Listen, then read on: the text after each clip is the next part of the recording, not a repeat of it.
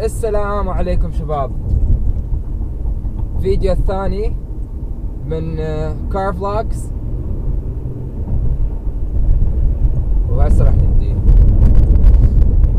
طبعا هذا الفيديو. شوف الطسات مال ميشيغان، لما تسمع انت يقول لك تروح لامريكا ماكو طسه وشوارع العراق انقص شوارع، لا شوف الطسات اللي هناك.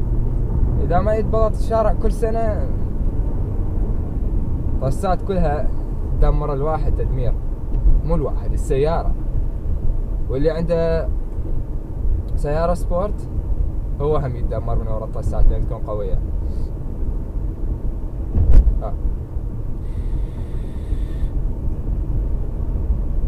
طبعا ما شفت تفاعل كبير على الفيديو الاول، بس نشوف نجرب نكمل السلسلة، نحط 5-6 فيديوهات، واذا ماكو تفاعل على كلها اقطع السلسلة واشيل فيديوهات. هنا الطسة شلونها، الله اكبر الله اكبر.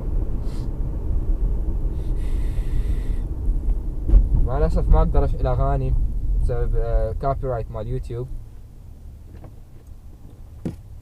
ما قلت لكم نقلب الكاميرا لما تكون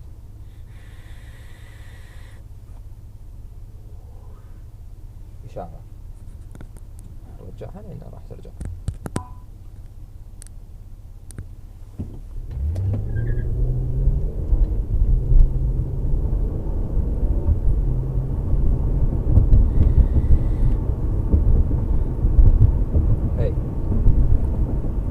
شارع دا امشي على شارع خدمي سيرفيس درايف، يكون بصف الخط السريع.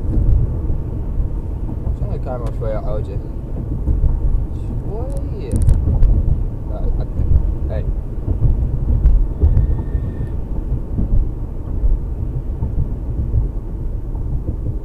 اي مرة هنا على هاي الجهة دا اطلع اني من الخط السريع، واحد جا وقف هناك على الجهة الثانية مال الخط السريع، وقف وقفة كاملة، يعني من سرعة 60 وقف وقفة كاملة عبال إشارة الوقوف إله، وبقى واقف يباع منه ومن عجزت باوة، يعني إشارة الوقوف للي جاي من الخط الخدمي مو من الخط السريع. قد صار لنا دقيقتين وشوية. سعر البنزين نازل، دولارين 15 سنت هناك. هاي بنزخانة هنا وبنزخانة هنا تبيعها بصفها قدامها، دولارين 13 سنت. البنزخانة هذيك دولارين و13 سنت همينه. خلنا شوية اغاني نشوف. طلعت دعاية على هرنا، نشوف. اي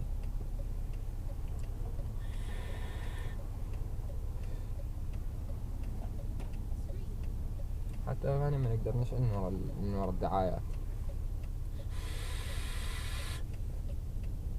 بس تفتح لنا الاشارة.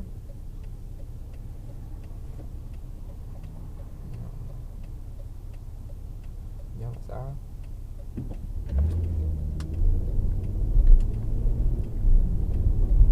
نسدد الاشارة هاي بوجهنا ونحط.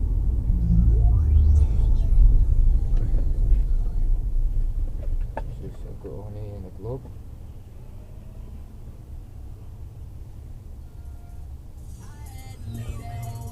To get my mind right, I had to leave that hoe alone to get my mind right.